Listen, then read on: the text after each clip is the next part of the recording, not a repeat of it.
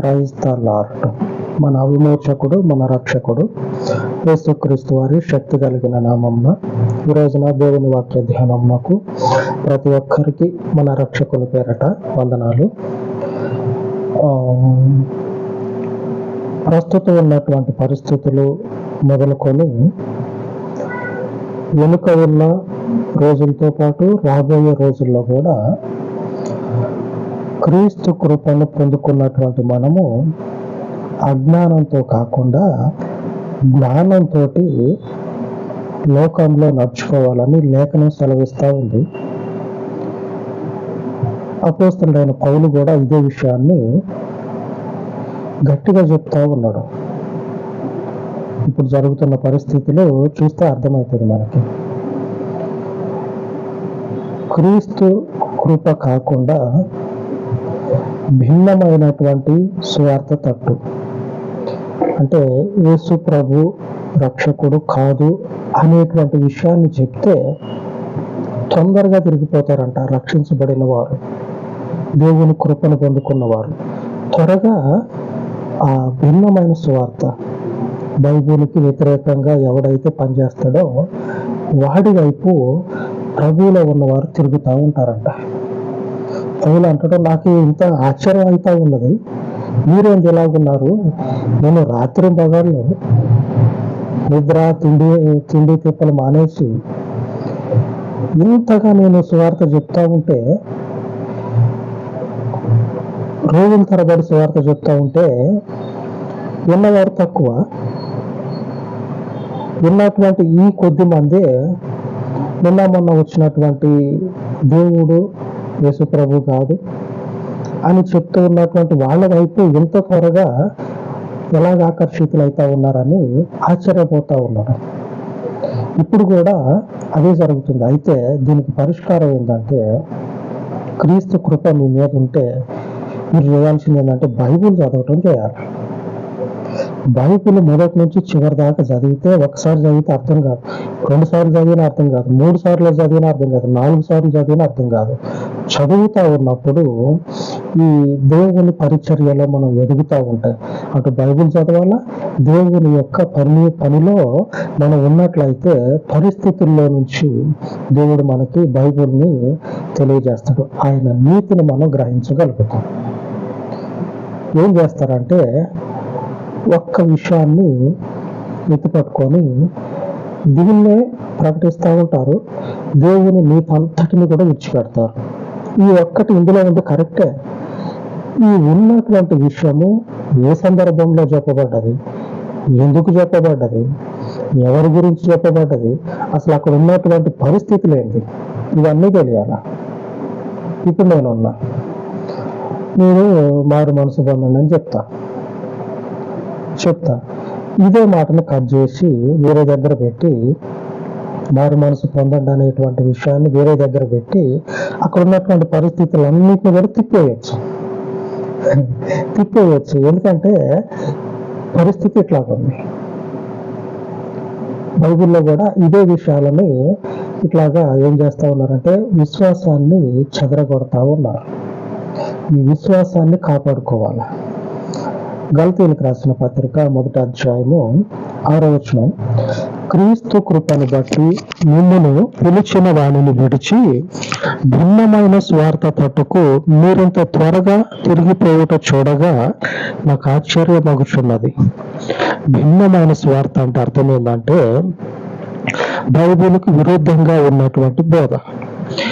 ఇటువైపుగా మీరెంత తొందరగా, నేనేమో రాత్రి భాగాల్లో దేవుని గురించి చెప్తా ఉంటే ఉన్నటువంటి వీళ్ళు కొన్ని రోజులు నెలల తరబడి చెప్తా ఉన్నటువంటి మీరు ఇప్పుడు వేరే ఎవడన్నా వచ్చి ఒక్క విషయం దేవుని గురించి విరోధంగా చెప్తే అటువైపు తిరిగిపోతా ఉన్నారు. నేనేమో ఇన్ని రోజులు ఇంత కష్టపడి చెప్పిందేమో వ్యర్థమవుతా ఉన్నది.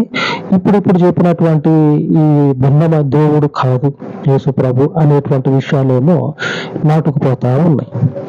ఇట్లాగా ఎందుకు విశ్వాసాన్ని చెదరగొట్టుకుంటా ఉన్నారు, పాడు చేసుకుంటా ఉన్నారు? అది కాదు. ఈ రోజుల్లోనే కాదు, అపోస్తలుడైనటువంటి పౌలు సమయంలో అదే జరిగింది. రాబోయే రోజుల్లో కూడా అదే జరుగుతుంది.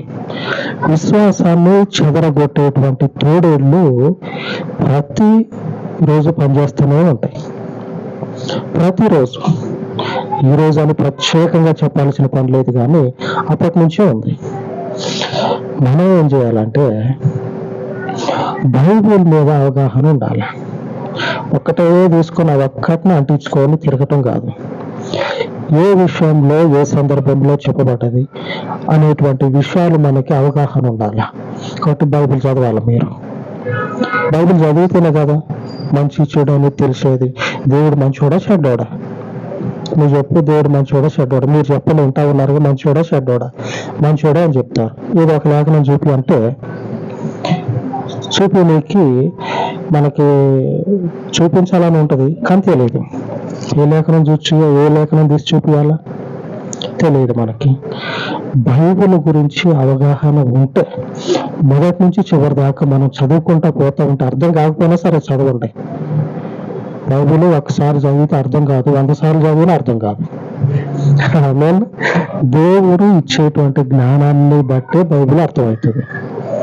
అలాగని 100 సార్లు చదివినా కానీ అర్థమవుతుంది అని చెప్పను, నేను చెప్పబోను కూడా. ఆయన ఇచ్చేటువంటి కృపను బట్టి మనకు బైబిల్ అర్థమవుతుంది. కాకపోతే చదువుతా ఉంటే ఏం జరుగుతుంది అంటే ఒక అవగాహన వస్తుంది. కరెక్ట్, ఇక్కడి నుంచి ఇక్కడికి, ఇక్కడి నుంచి ఇక్కడికి అనేటువంటి అవగాహన కలుగుతుంది. అది మొదటి నుంచి ఒకటేసారి కాదు, చదువుతా పోతానే ఉండాలి. 1, 2, 3, 4, 5 ఇట్లా 5 సార్లు చదివినా వీళ్ళు విడిగా కూర్చోబెట్టండి, ఈ బ్రదర్ని విడిగా కూర్చోబెట్టండి. మనలో ఉండే మనిషి కాదు, పండితుడు విద్వాంసుడిన వీళ్ళు దేశం పక్కన కూర్చోబెట్టండి అని అనటానికి కూడా లేదు. ఇట్లాగా నేను లెక్క పెట్టిన కొన్ని రోజులు బైబిల్ ఇప్పటికి 5 సార్లు చదివిన అని లెక్క పెట్టిన తర్వాత లెక్క పెట్టే దగ్గర నుంచి లెక్కను మర్చిపోయేదాకా వచ్చి దాన్ని లెక్క పెట్టడం మర్చిపోయాను. లెక్క పెట్టకూడదు అనుకుని మర్చిపోయా. లెక్క పెట్టొద్దు. బైబిల్ గురించి పూర్తి అవగాహన ఉన్న నాడు లెక్కతో మనకు సంబంధం లేదు. 100 సార్లు చదివి బైబిల్ గురించి అవగాహన లేకపోతే ఎందుకు ఆ చదివినటువంటి ఆ తెలివి, ఆ ఆలోచన అవన్నీ కూడా ఎందుకు మనకి? చదువుకున్న పేరే కానీ, ఇన్నిసార్లు చదివిన అనేటువంటి పేరే కానీ ఉపయోగం ఏమీ ఉండదు. అపోస్తలుడైనటువంటి పౌలు హెచ్చరిక చేస్తా ఉన్నాడు, జాగ్రత్త, పరిస్థితులు అనుకూలంగా లేవు అప్పటి నుంచి ఇప్పటి వరకు క్రీస్తులో ఉన్న వారికి. మన ప్రభు మనకి ఈరోజు వాగ్దానం చేసి చెప్తా ఉన్నాడు, జాగ్రత్తగా ఉండమని వాగ్దానం చేస్తా ఉన్నాడు. వాగ్దానము చేసినటువంటి పరిశుద్ధుడైన దేవుడు నమ్మదగిన వాడు. ఎంతగా అంటే చివరి గడియ వరకు అబ్రహాం అనేటువంటి మనుషుడు చివరి గడియ వరకు నమ్మదగిన వాడని ఎంచి దేవునితో నడుస్తూ ఉంటూనే ఉన్నాడు, నడుచుకుంటా పోతానే ఉన్నాడు. ఆయన ఎన్నడూ కూడా విడిచిపెట్టే దేవుడు కాదు. ఆ విశ్వాసం ఉండాలి మనకి. అదే నమ్మిక కొనసాగించాల. ఎవరో ఏదో చెప్పిండని పేరులోనే ఉన్నది, తోడేళ్ళు పనిచేస్తూ ఉంటాయి అని. తోడేళ్ళు తిరుగుతూ ఉంటాయి, జాగ్రత్తగా ఉండాలి. అడవిలో ఉండేటువంటి జంతువులు కూడా జాగ్రత్తగా తిరుగుతాయి, తెలుసుగా. జింకలు మేము ఉండేది ఇదే కదా అని చెప్పినని అడవిలో హుషారుగా మోరెత్తుకొని నాదే ఇదంతా అని తిరుగుతుందా జింక? తిరగదు. అది తినుకుంటానే అటు ఇటు చూసుకుంటా తింటుంది జింక, ఎప్పుడు ఏదో వస్తుందో అని భయంతో. అవి అంత జాగ్రత్త కలిగి ఉంటా ఉన్నాయి. విశ్వాసమందు వేరు పారేటువంటి మనం భూమిలోకి వేర్లు పోయి చెట్టు ఎట్లా ఎదుగుతుంది రోజు, అలాగే విశ్వాసంలో స్థిరపడతా ఉండే మనము ఎంత జాగ్రత్త ఉండాలి. లేఖనాలు సెలవిస్తా ఉంది, మన ప్రభు మనకి హెచ్చరిక చేస్తా ఉన్నాడు. ఎఫెసీయుల గ్రంథము 5వ అధ్యాయము 16వ వచనం, అజ్ఞానుల వలె కాక జ్ఞానుల వలె నడుచుకున్నట్లు జాగ్రత్తగా చూచుకొనుడి.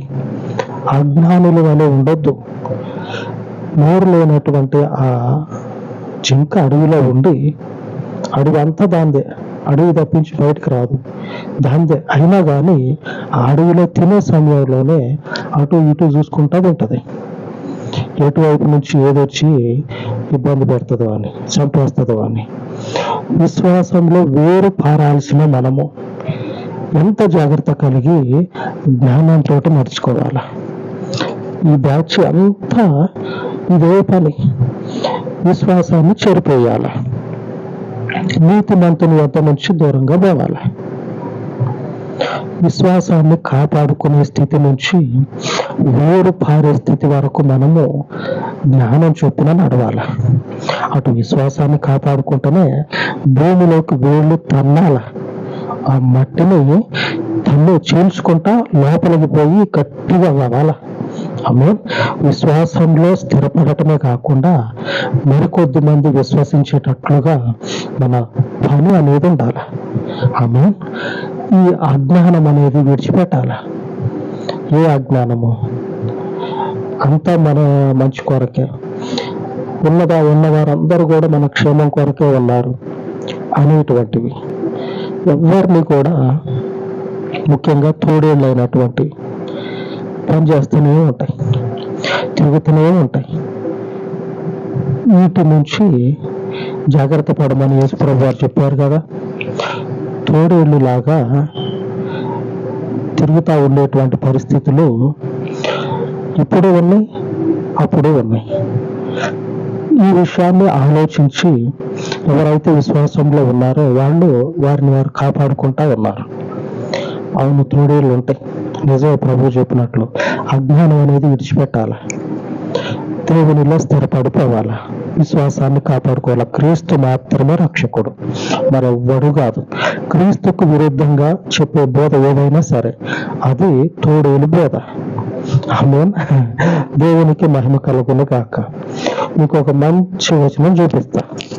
అంతకుముందు కూడా చెప్పా, గలతీయులకు రాసిన పత్రిక 1వ అధ్యాయము 8వ వచనంలో మంచి మాట ఉన్నది. ఒక మాట ఏమని ఉన్నదంటే,